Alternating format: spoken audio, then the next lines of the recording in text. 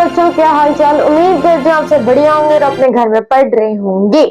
हमने पिछली क्लास में बच्चों क्षार के गुण धर्म पढ़ लिए थे। 7 तरह के गुण हमने पढ़े हैं क्षार के।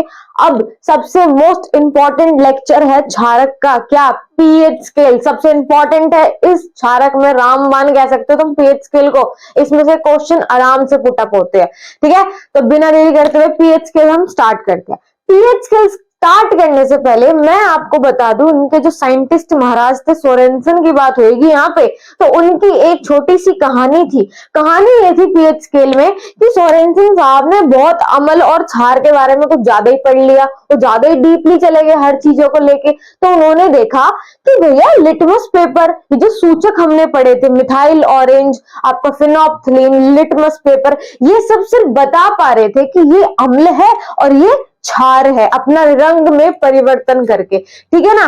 लेकिन उन्होंने सोचा कि क्यों ना मैं ऐसी कोई तरकीब लगाऊं जिससे मैं वैल्यू के सामने निकाल सकूं कि हाँ जी वो अम्ल है तो कितना है, स्ट्रॉन्ग है या थोड़ा वीक है। इस लेवल का उन्होंने सोचा और सोच सोच के उन्होंने अपना एक एक्सपेरिमेंट दे दिया जिसका नाम दिया उन्होंने पीएच स्केल। हाँ जी, इसी के बारे में हम आज पढ़ेंगे, जो सबसे इंपॉर्टेंट है, मोस्ट इंपॉर्टेंट लेक्चर है क्षारक का। देखिए 1909 की बात थी। ठीक है, सोरेनसन साहब ने एक पैमाना दिया। पैमाना यहाँ पे स्केल की बात हो रही है, जो हमारा स्केल होता है इस तरह से उन्होंने भी एक स्केल क्रिएट कर लिया, राइट, जिससे हम अम्लीय तथा क्षारीय विलयन की सांद्रता, सांद्रता बोले तो स्ट्रेंथ की बात हो रही है कि किसमें कितना है दम, राइट। तो किसमें दम की पहचान करेगा वो? अम्ल और क्षारक दोनों क्या है? विलयन है। दोनों ही क्या है? विलयन है। ठीक है, तो यहाँ पे वो दम की पहचान करेगा भाई किसमें कितना सांद्रता है। इस पहचान को, भाई किसी चीज को पहचानने के लिए मुझे किसी ना किसी सूचक की जरूरत होगी जो कि मुझे सूचना दे, हाँ जी भाई ये स्ट्रॉन्ग है तो ये वीक है। तो उनको पहचानने के लिए उन्होंने किसकी मदद ली? H प्लस आयंस की मदद ली। ठीक है, H प्लस आयन की उन्होंने मदद ली। उन्होंने कहा कि भाई यही मुझे बता पाएगा कि कौन सा अम्ल है और कौन सा क्षार है और उनकी सांद्रता कितनी है। ठीक है, सोरेनसन ने यह पैमाना 0 से लेके 14 सीधे नंबर में अपने स्केल में विकसित कर दिया, बिल्कुल डाल दिया।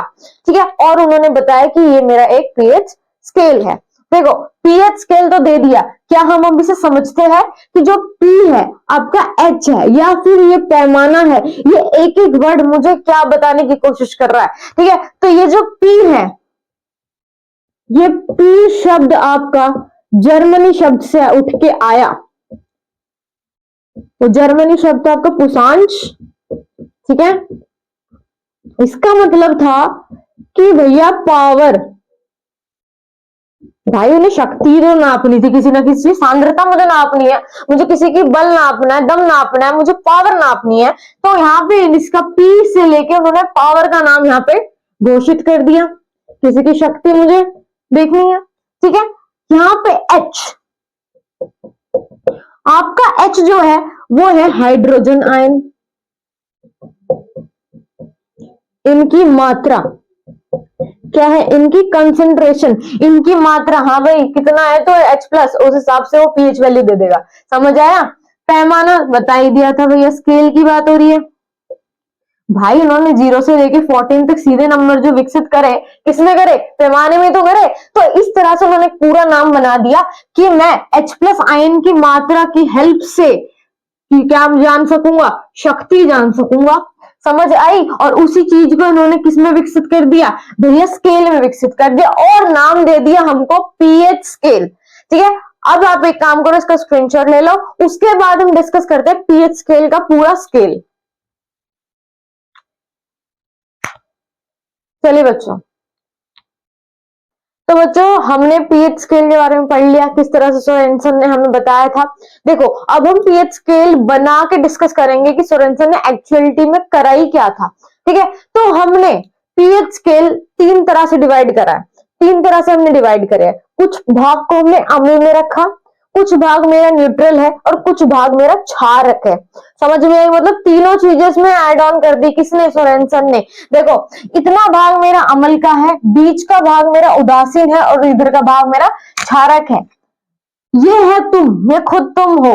ठीक है, अगर मैं अमल के जितना ज्यादा जाती गई, जितना मतलब मेरे पास कितने अमल की वैल्यू है, 0 से लेकर 6 तक मेरे पास सिर्फ अमल है, ठीक है। तो जितना मैं उसके पास जाती रही अमल के, जाते जाते जाते एक टाइम आएगा कि मैं 0 पे रुक जाऊंगी। देखो जितना तुम उसमें पास जाओगे उतना अमल स्ट्रांग होता जाएगा भाई, जितनी पढ़ाई तुम करोगे उतना ही अमल स्ट्रांग बनेगा, और ऐसे तुम भी स्ट्रांग बनोगे। तो भैया जितना वो पूरी लाइन को क्रॉस कर देगा और 0 तक पहुंच जाएगा, उसका लेवल अब भाई मैक्सिमम अमाउंट यहीं तक है, उसकी जाने लिमिट यहीं तक है जाने की, हम समझ आई।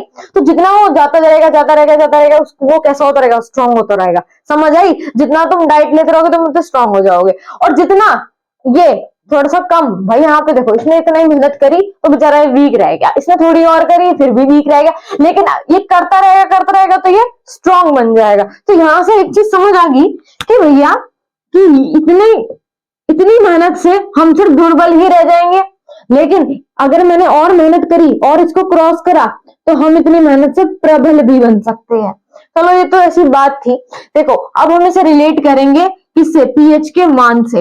अगर वैल्यू पीएच की 7 पे रही, देखो 3 तरह से डिवाइड है और तीनों में अलग अलग वैल्यू आएगी। अगर वैल्यू 7 पे रही तो चीज उदासीन है। चीज मतलब जो भी आप विलेन ले रखा है आपने वो कैसा है, उदासीन है।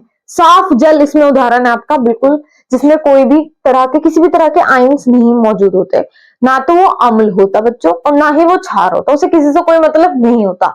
इसलिए उसको बीच में रखा गया कि भैया तू बीच में बैठ जा और तू बस देख कि भाई इधर जाएगा तो तू अमल के रूप में बढ़ जाएगा और तू इधर जाएगा तो क्षारक के रूप में बढ़ जाएगा, समझ आई। और अगर तू बीच में रहेगा तेरे पास कुछ नहीं रहेगा, तू किसी चीज में इफेक्ट नहीं डालेगा, समझ आई। तो ये हो गया आपको उदासीन, बेचारा न्यूट्रल पड़ा है। अब जिस तरह से इधर गए थे हम अमल में उसी तरह से इधर जाएंगे क्षारक में, जितना जाते जाएंगे जाते रहेंगे, लास्ट लिमिट है मेरी 14 तक।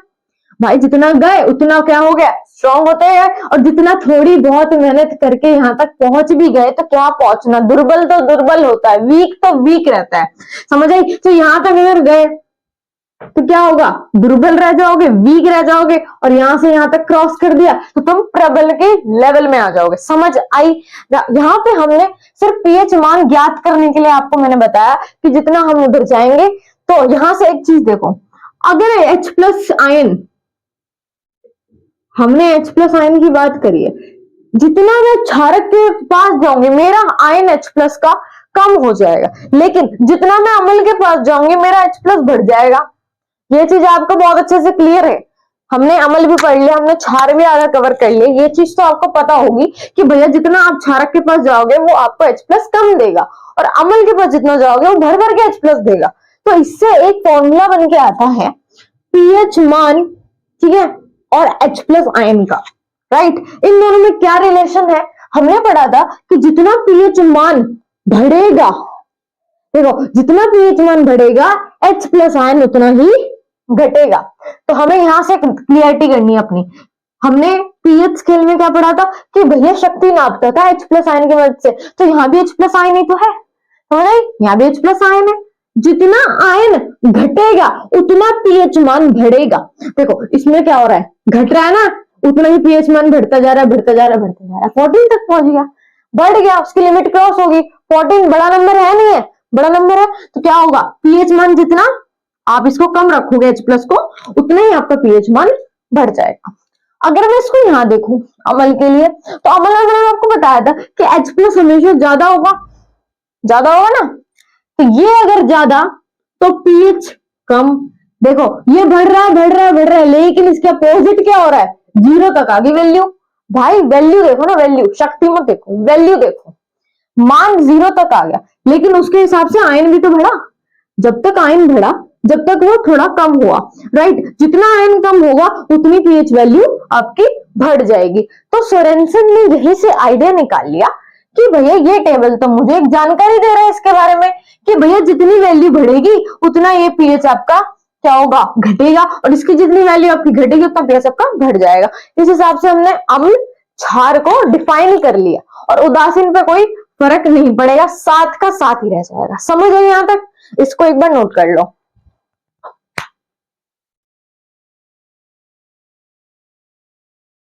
आगे चलते हैं बच्चों। तो बच्चों अब हम देखते हैं कि सोरेनसन ने जो पीएच वैल्यू दी थी हमें, जो मान निकाला था, अब हम उसको डेली यूज में किस तरह से इसका उपयोग करें। समझ आई? देखो, अम्ल, क्षारक और उदासीन 3 तरह के दे दिए थे उन्होंने अपने पीएच स्केल में। सबसे पहले अम्ल का उदाहरण है कि पहला हमने ले लिया HCl, हाइड्रोक्लोरिक एसिड। एसिड होता है ना अम्ल, कितनी बार हमने पढ़ा है, उसका पीएच मान होता है 0। क्या मुझे 0 से पता चल रहा है कि क्या है, सबसे स्ट्रॉन्ग है। कैसा है? सबसे स्ट्रॉन्ग है। दूसरा सिरका, विनेगर। सिरका तो पता है आपको, विनेगर आपने जितने फास्ट फूड होते थोड़ा बहुत उसमें डलता है, थोड़े बहुत अमाउंट में, थोड़े बहुत ही अमाउंट में डलता है, ज्यादा अमाउंट में नहीं डलता। क्यों? क्योंकि वो एसिड होता है। दूसरा उसका पीएच मान होता है 4.0, राइट। तीसरा है आपका दूध। हाँ जी, दूध में भी आपका क्या होता है, पीएच होता है आपका मान 6.5। देखो हमने दूध इसलिए ले रखा है ऐसे अम्ल में क्योंकि इसमें लैक्टिक एसिड होता है। बच्चों क्या होता है? Lactic acid. तो एसिड तो है लेकिन इतना मात्रा में नहीं है, तो ये दुर्बल है बेचारा। दुर्बल ना माने कि हमको ये कोई नुकसान नहीं पहुंचाएगा, और प्रबल माने कि हमें नुकसान पहुंचा सकता है। और बीज का क्या हो गया? बीज का सिरका। सिरका इसलिए हम थोड़े थोड़े अमाउंट में लेते हैं ताकि हमें कोई भी ज्यादा नुकसान ना पहुंचाए। अम्ल हो गया। अब चलते हैं उदासीन पे। उदासीन में क्या था कि भैया कोई फर्क नहीं पड़ रहा था एसिड और बेस से, बस अपना साफ जल, बस किसी भी तरह के हाइड्रोजन के आयन नहीं होने चाहिए। तो साफ जल में ना तो एसिड से मतलब होता है ना उसे बेस से मतलब होता है, तो उनका जो पीएच मान है वो है आपका 7.0। 7 मान लो, कोई दिक्कत नहीं। अब हम चलते हैं क्षारक पे। हाँ जी, तो क्षारक का पहला एग्जांपल है कोलगेट। आपका टूथपेस्ट, जो भी टूथपेस्ट होते हैं हर तरह के, उनका जो पीएच मान होता है वो होता है 8.0। ठीक है, तो 8.0 हम हर कोई अपन डेली से यूज करता है, बेचारा दुर्बल है इसलिए हमें कोई नुकसान नहीं पहुंचाता और हमारे दांत को साफ कर देता है। दूसरा आपका बेकिंग सोडा। बेकिंग सोडा आपने देखा होगा भैया, किचन में बहुत यूज होता है। हर चीज को उबालते टाइम हम उसमें डाल देते हैं, जैसे कि राजमा, छोले, चने, ये सब चीजों में, ताकि ये चीज क्या हो जाए, क्षारक के रूप में आपको मिल जाए। तो ये हम यूज करते हैं। तो इसका पीएच मान क्या है? 8.5। तीसरा है NaOH। हमने पढ़ा था सोडियम हाइड्रोक्साइड। जैसे HCl था आपका, ऐसे ही सोडियम हाइड्रोक्साइड एक तरह का क्या है, क्षारक है। हमने पढ़ चुके हैं इस बारे में। ये होता है 13.0। देखो इसकी जो वैल्यू होती है, जो मान होता है वो 13.0 होता है। इसका मतलब ये बहुत ज्यादा स्ट्रॉन्ग है। कैसा है? बहुत ज्यादा स्ट्रॉन्ग है, इसलिए हम इसे डेली यूज में यूज नहीं कर सकते। तो बच्चों ये थी आपकी पीएच मान और उनके वैल्यू जितनी भी थी। तो यहां तक हमने पीएच कवर कर लिया बच्चों। अब हम मिलते हैं नेक्स्ट वीडियो में। आई होप आपको इस वीडियो में बहुत मजा आया होगा। ये सबसे इंपॉर्टेंट वीडियो है। राम माने इधर से क्वेश्चन उठते ही उठते हैं, हर साल उठता है पुटा पे 1 नंबर का क्वेश्चन तो उठेगा। ठीक है, तो बच्चों आप अपना पीएच मान और पीएच स्केल बिल्कुल तैयार कर लो। मिलते हैं हम नेक्स्ट वीडियो में, तब तक के लिए thank you so much, all the very best.